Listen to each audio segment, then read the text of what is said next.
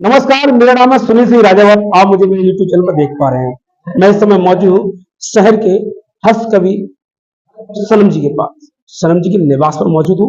आखिर मैं आया क्यों हूँ यहाँ पर? क्योंकि आज उनके पिताजी की 23वीं पुण्यतिथि है और यहाँ पर मेरे पीछे देख पा रहे हैं आप, ये शहर के और विभिन्न शहरों से यहाँ चल करके आए हैं। एक कवि है, इन्होंने अपने कविता के माध्यम से, अपने दोहाओं के माध्यम से और अपने वीर रस से कवि इतने वो दिया है जो शायद शहर के लोगों को पता ना हो।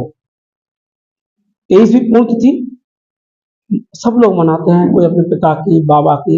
एक सनम जी का यह बहुत ही अनोखा अंदाज है, क्योंकि कवि है वो, और कवि बुला करके उनको यहाँ सम्मानित करना और उनके मुखारबिंद से तरह तरह की कविताएं सुनना। और आज यकीन मानिएगा कि ऐसे सम्मेलन में मैं भी पहली बार शामिल हुआ हूँ। मुझे भी इतना अच्छा लगा कि मुझे जाना कहीं था, लेकिन एक पल के लिए मैं यहाँ ठहर गया हूँ। मैं अब बात करता हूँ, सर आपका नाम और कहाँ से? मेरा नाम प्रमोद गुप्ता भारती, मैं करहरा से हूँ। सनम जी ने हाँ आपको बुलवाया, कैसा लगा पहले?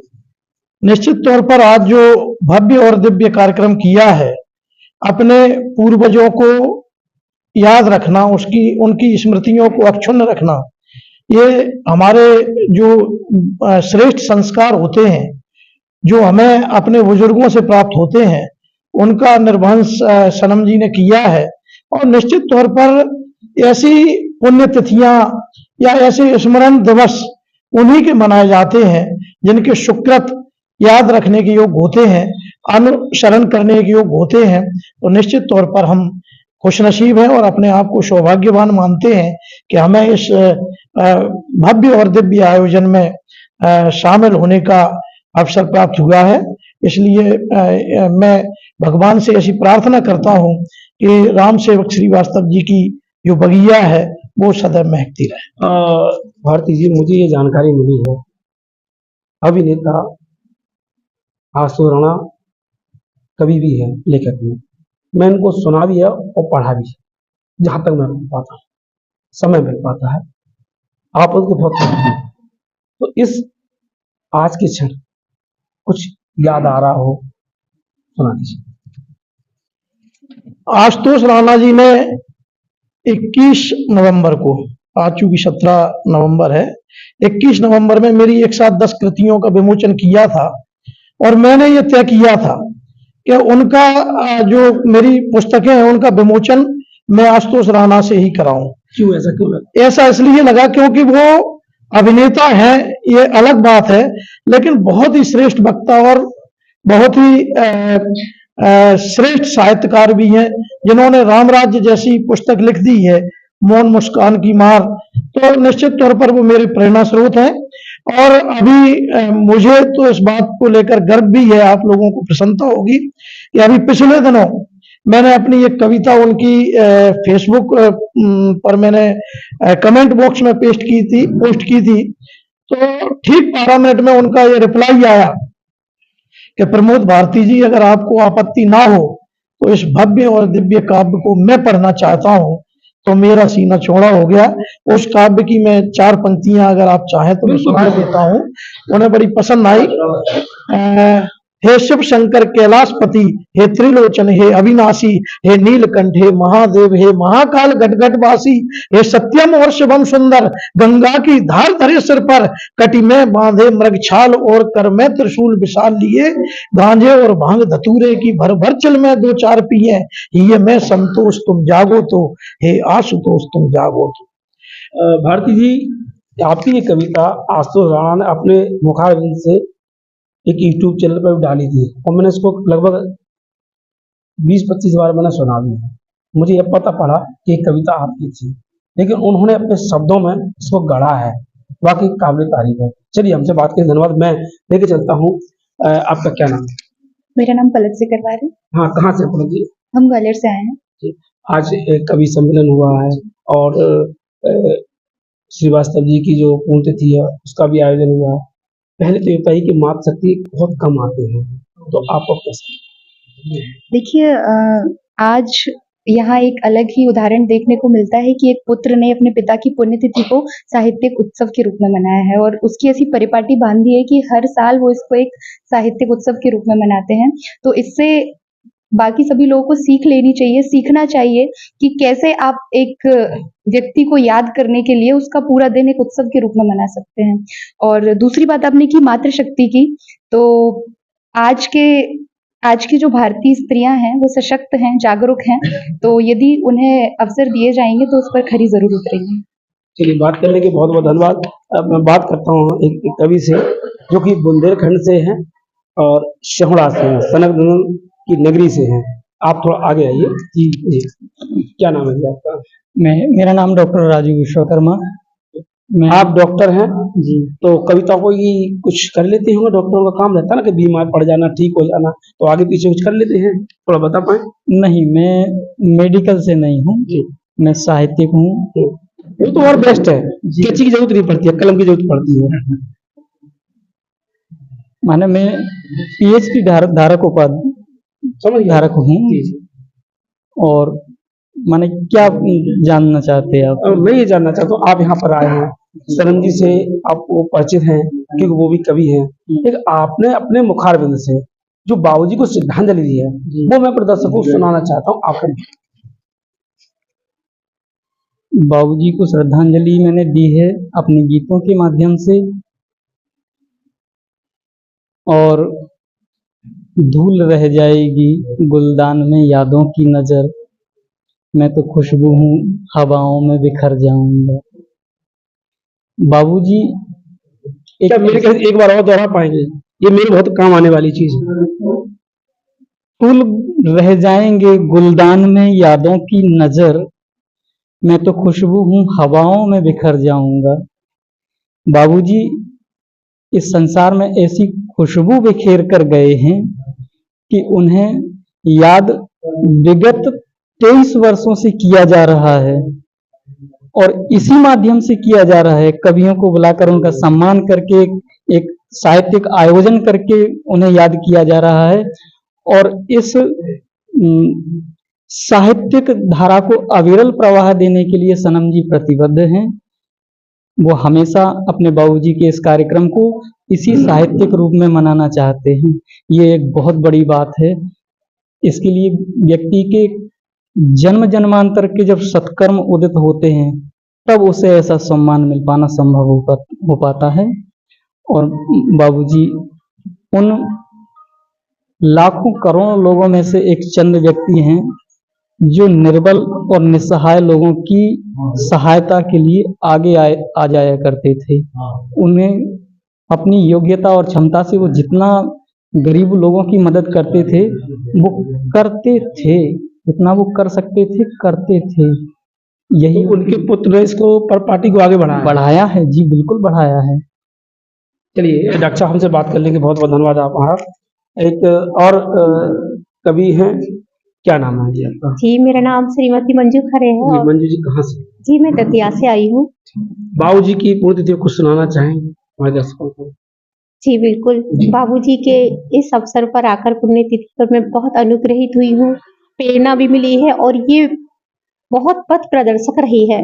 वर्तमान समय में जबकि हमारी सभ्यता संस्कृति का लोप हो रहा है तो इस तरह के आयोजन हमें बहुत ज्यादा आगे बढ़ने के लिए प्रेरित करते हैं। और मेरा मानना है कि सभी को अपने पिताजी को इस तरह से स्मरण करते हुए जो कीर्ति शेष हो गए हैं, इसी तरह के आयोजन करना चाहिए ताकि उन्होंने हमारे ऊपर जो अपना पूरा जीवन समर्पित कर दिया है, हम कुछ तो अपने उद्गार, कुछ तो अपना दायित्व निभा पाए।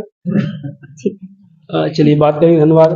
अब मैं इस शख्स से मिलाना चाहता हूँ कि यहाँ पर जो कार्यक्रम होना था सबसे बेस्ट थे और उनकी जो उम्र के हिसाब से जो आवाज निकली है, मैं भी काबिल तारीफ हूँ और मगबूद हो गया हूँ।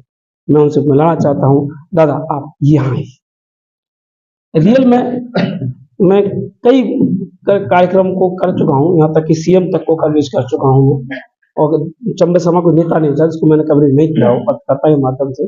लेकिन कवि एक वो चीज है कि कवि से ही पत्रकार बनता है। कहीं ना कहीं मैं भी इन्हीं बीचों में से एक छोटा सा हूँ। जब मैं पढ़ता था तो कोशिश करता है लिख ही क्या जाता है। किताबी ज्ञान अलग होता है और सांसारिक ज्ञान अलग होता है। एक कवि वो चीज है जहाँ कोई नहीं पहुंचता वहां कवि पहुंच जाता है। दादा, आपका शुभ नाम क्या है? सुंदरलाल श्रीवास्तव, कहाँ से? दतिया से। माँ पीताम्बरा की नगरी से हैं, चूंकि मेरे मामा जी हैं वहां पर, मेरी माँ वहीं की रहने वाली, मैं कहीं ना कहीं मेरा भी डीएनए बुंदेलखंड से जुड़ा हुआ है। दादा, पुण्यतिथि पर आपकी कुछ कविता सुना, कोई कविता हो तो आप सुनाए अपने मुखार में, जो आपको भी याद आ रही। दादाजी की पुण्यतिथि पे मैं कई बार डबरा आता हूँ और कभी बुलाया जाता है और कभी साथ में आता हूँ। ये कवि की खासियत है, कम शब्दों में सारा दिल छोड़ दिया है। मैं आपको कमेंटमेंट कर रहा हूँ, मेरे पिताजी महाराज इस संसार में नहीं है, देवलोक गमन हो चुका है। परिवार में मैं अकेला हूँ, मेरी बहन है, मैं हूँ, माता पिताजी नहीं है, लेकिन सनम जी रहेंगे, आप सब लोग रहेंगे, सहयोग करेंगे। तो मैं अपने पिताजी महाराज की पुण्यतिथि पर आप सब लोग को आमंत्रित जरूर करूंगा, सबका कॉन्टेक्ट लूंगा, कि मैं भी, हम लोग अनुष्ठान करते हैं लेकिन साहित्य भी होना बहुत जरूरी है कि आपके मुखारबिंदों का कि सुन पाएंगे, और जो मेरे साथ रहेंगे उस समय, तो मैं ये समझूंगा कि कहीं ना कहीं मैं सार्थक हो रहा हूँ, मेरे पत्रकारिता का जो गुण है वो सामने आएगा, तो मैं ठीक से कर पाऊंगा। चलिए अब मैं बात करता हूँ कार्यक्रम के अंतिम व्यक्ति से।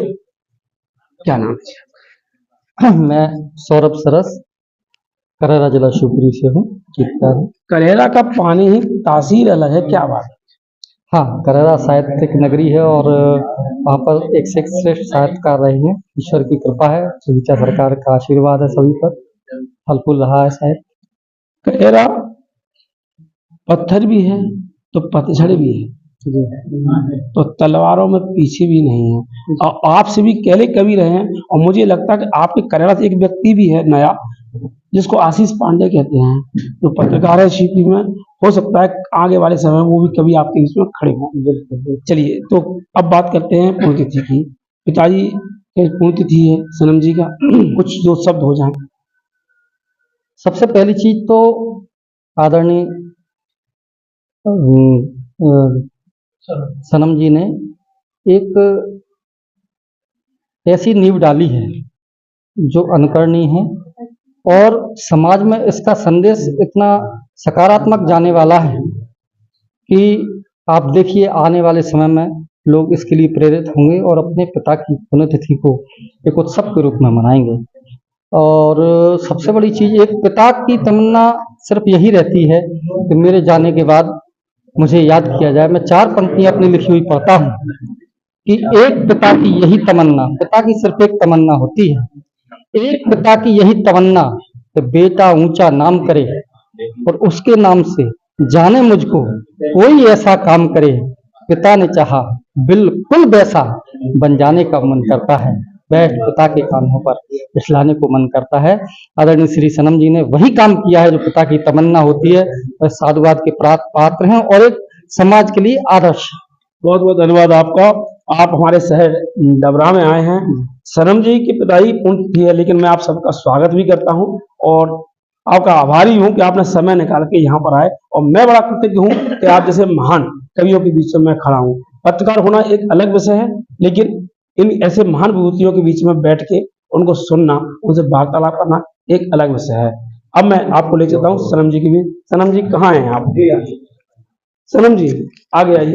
सनम जी, आप कवि तो हैं, लेकिन कवियों का संग्रह कर पाना कितना मुश्किल होता है? चलिए। समस्या एकत्रित करने की नहीं है, भावों की है। कवि सिर्फ भाव का ही भूखा है और सम्मान का भूखा है। उसी के लिए जो लोग बुलाने पर पुण्यतिथि पे हम सब लोगों के बीच में उपस्थित होकर कार्यक्रम को सफल इन्हीं के सहयोग से होता है। लोकल गोष्ठी के लिए लोकल कवियों का तो अपने यहाँ है ही, लेकिन 3 कार्यक्रम मैं जो करता हूँ उसमें बाहर के कवियों को ही आमंत्रित करता हूँ। एक पिता दिवस है जो जून में आता है, दूसरा हिंदी दिवस है जो हमारा हिंदी दिवस पे मनाया जाता है 14 सितंबर में, और तीसरा ये पुण्यतिथि है। इतिहास में 2006 से मैंने पुण्यतिथि पापा जी की मनाई थी। 2006 से लेके ईश्वर की कृपा से लगातार 23वीं पुण्यतिथि पर मैं पहुंचा हूं। ये पुण्यतिथि में कभी किसी भी प्रकार का इतने सालों में कोई विलंब नहीं आया। ये एक सबसे बड़ी कृपा है, क्योंकि विलंब आता है तो कार्यक्रम पोस्टपोन्ड हो जाते हैं। चलिए, बहुत बहुत धन्यवाद बात करने के लिए। सनम जी शहर के गायक भी, कवि भी है, कई बार गाना उनको मैंने सुना भी है। समय कम रहता तो संगत कम हो पाती है इनकी, लेकिन उन्होंने अपने पिताजी महाराज पुण्यतिथि पर जिस तरीके से कवियों को बुलाया, मैं उनको साधुवाद देता हूँ कि ये शहर में अन्य लोगों को भी करना चाहिए और इसकी आवश्यकता भी, क्योंकि संस्कृति को संजो कर रखना कवियों का अकेला काम नहीं है। उनके साथ सहभागिता आप और हम दे पाएंगे तो बेस्ट रहेगा। फिलहाल के लिए मुझे इजाजत, नमस्कार। बहुत बहुत धन्यवाद भाई। प्रजा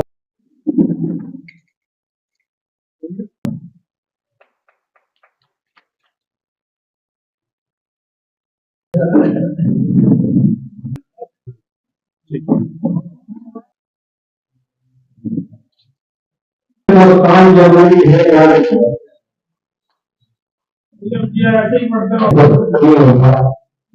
लेकिन मेरे सम्मान को जवाब आएगा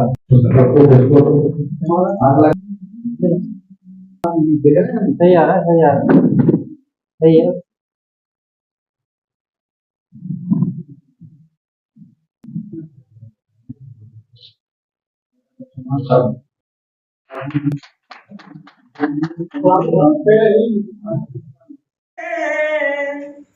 तुम प्रतिष्ठित रहो।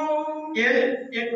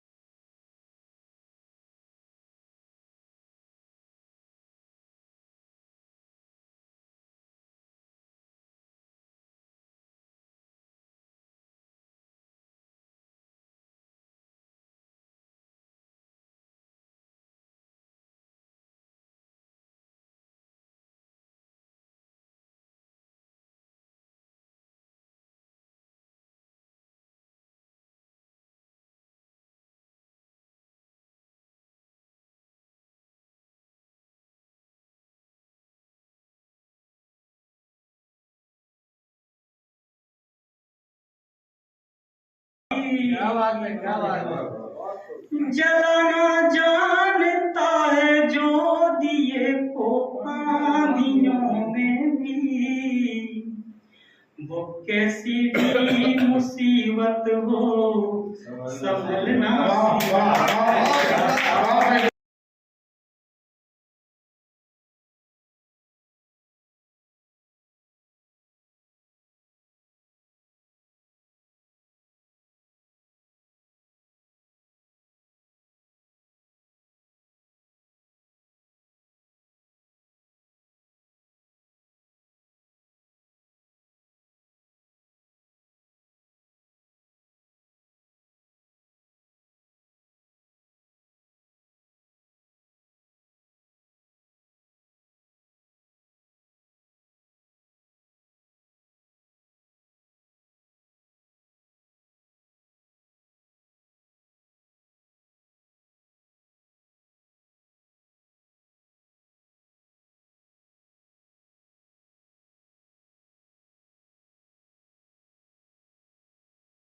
मैं तहस नहस हो जाते हैं घरों कई, अफसोस कि तुम कहते हो कुछ जवान ही तो मरे, कुछ जवान ही तो मरे। तो एक छंद समर्पित करती हूँ, सुनिएगा। क्या है भारतीय सैनिक? रणवीर धीर रण क्षेत्र में निपुण, शौर्यता और वीरता के रंग छोड़ जाते हैं। जाते बन काले रिपु सैन्य के वो पाकुरे, त्याग तप के नए प्रसंग छोड़ जाते हैं। बाकी भी ये भूत बलिदानियों के रक्त में उबाल तिरंगा ओढ़ जाते हैं। धन्य धन्य ऐसी अर्धांगिनी जिन्हें त्याग मोह उर में उमंग छोड़ जाते हैं, त्याग मोह उर में उमंग छोड़ जाते हैं। बहुत बहुत धन्यवाद। रावणों दुशासनों के दंभ है उतारती, चल पड़ी वीरांगना अस्मिता निखारती, भगनखों से विषधरों के दंश है उखाड़ती, स्वाभिमान से सजी वो सिंहनी दहाड़ती, वो सिंहनी दहाड़ती, सिंहनी दहाड़ती, वो सिंहनी रक्त पे पासु रण चंडी बनना होगा। जाने कितने दैत्य मिलेंगे, जाने कितने दैत्य मिलेंगे तुझे देव के चोले में, चुन चुन कर इन पशुओं का तुझको ही मर्दन करना होगा, तुझको ही मर्दन करना होगा। आप अपनी बेटियों को चूल्हा चौका सिखाएं ना सिखाएं, लेकिन उन्हें ये जरूर सिखाएं कि जब कोई आपके साथ उद्दंडता कर रहा हो तो उसे जवाब कैसे दिया जाता है। आप अपनी बेटी को किसी के आगे झुकना सिखाएं, लेकिन ये जरूर सिखाएं जब दुष्ट आपके साथ उद्दंडता कर रहा है तो उसे कूटा कैसे जाता है। तो एक भारतीय स्त्री का बिंब, एक तस्वीर आप सभी के समक्ष खींचती हूँ, सुनिएगा, ध्यान दीजिएगा। और मैं चाहती हूँ कि ये पंक्तियां आपकी बेटियों, आपके घर की स्त्रियों तक जरूर पहुंचे। भारतीय स्त्री को जब कोई देखे तो कहे कि ये भारतीय स्त्री जा रही है, और उसका परिचय सुनिए। वेदनाएं त्याग त्याग कष्ट को पछाड़ती, स्वाभिमान से सजी वो सिंहनी दहाड़ती, वो सिंहनी दहाड़ती। वेदनाएं त्याग त्याग कष्ट को पछाड़ती, स्वाभिमान से सजी वो सिंहनी दहाड़ती, वो सिंहनी दहाड़ती। सत्य की सजीव चित्र, सत्य की सजीव चित्र सृष्टि को संवारती, चल रही है शांत वो दृश्य सब निहारती। शब्द शर के निशाने, शब्द शर के निशाने, झूठ सब नकारती, है अदम्य साहसी रोष से चिघाड़ती, स्वाभिमान से सजी वो सिंहनी दहाड़ती, वो सिंहनी दहाड़ती। सब कर चुकी, all the experiments have been done, वो सब देख चुकी है, शोध सब कर चुकी, अब खड्ग धारती, शोषकों के पोषकों को काल बल संहारती, काट काट कंटकों को पंथ है उबारती, दैत्य दुष्ट दानवों के शीश है उजाड़ती, स्वाभिमान से सजी वो सिंहनी दहाड़ती, वो सिंहनी दहाड़ती।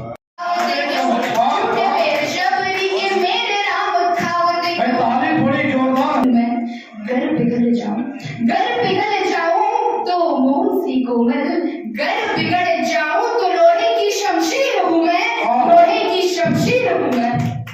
बहुत बहुत धन्यवाद। चूंकि मुझे भाने लगी है, वृंदावन की टेढ़ी मेढ़ी गलियां मुझे भाने लगी हैं, दिन रात रागे नाम की धुन मेरे भीतर समाने लगी है। चित्त चुराया है, चित्त चुराया है नंद बाबा तेरे लाला ने मेरा, देख अरे देख उसकी दीवानी एक बालन, रोज रोज ब्रज धाम आने लगी है, रोज रोज ब्रज धाम आने लगी है। ठकुरानी ब्रज ठकुरानी रास रानी महारानी है, करुण छबीली लाली लाडली सेठानी है, कोमल कपोल लाल मृदु मुस्कानी है, हरि प्रिय प्रेम सिंधु प्रेम की निशानी है। एक ही दया में वृषभ भानु जादू तारती है, कोटि कोटि कष्टन पे भारी राधा रानी है, आराध्या भी कृष्ण की और कृष्ण की दीवानी है, बाके ब्रज वाले की वो गूढ़ पट रानी है, बाके ब्रज वाले की वो गूढ़।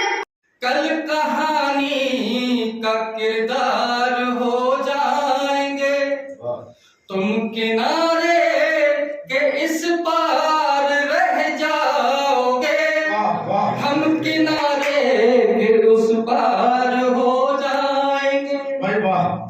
देखे हैं सुखद ऐसे भी बलवाहे, श्रवण के रूप में पलते सनम से लोग देखे हैं, श्रवण के रूप में ढलते सनम से लोग देखे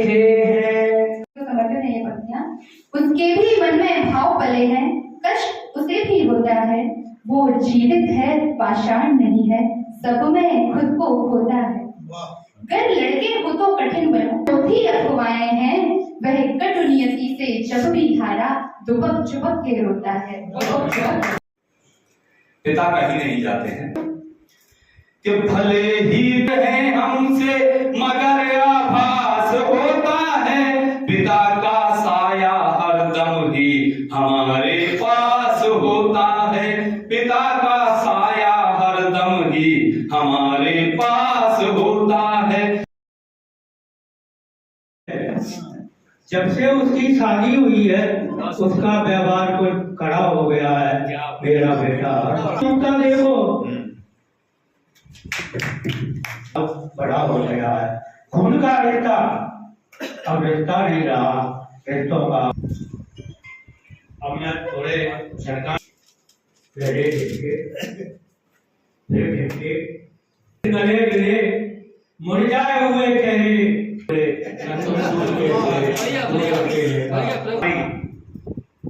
गरीब की थाली हमने भी नजर डाली, तुमने भी मेरा बेटा अब बड़ा हो गया है, अपने पैरों पे खड़ा हो गया है। मेरा बेटा चंद्र एक अंश होना चाहती हूँ, ऐसा होता है। क्यों मोहब्बत में ऐसा होता है, चाहो जिसे हद से ज्यादा वही दूर होता है। क्यों मोहब्बत में ऐसा होता है, चाहो जिसे हद से ज्यादा वही दूर होता है। उतरता है जो जितना इश्क की गहराई में, उतरता है जो जितना इश्क की गहराई में, किनारों से ताल्लुक उसका उतना ही दूर होता है।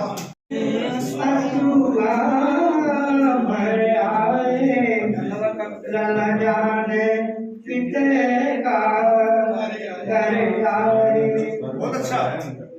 ऐसे नोने घर से गए थे, ऐसे नोने घर से गए थे, संग एक ये टूट गए थे, संग एक ये टूट गए थे। किते कौन से लड़ आए, किते कौन से लड़ आए, लला जाने किते का कर आए। आंखन में असूआ भर आए, लला जाने किते का कर आए। लाख बुलावे मुखाज न मन से खोने, मन को राजना मन से खोने, मन का गाने धर आए, मन का गाने धर आए। लला जाने किते का कर आए, असूआ भर आए, लला जाने किते का कर आए। पल में बनी बिगड़ गई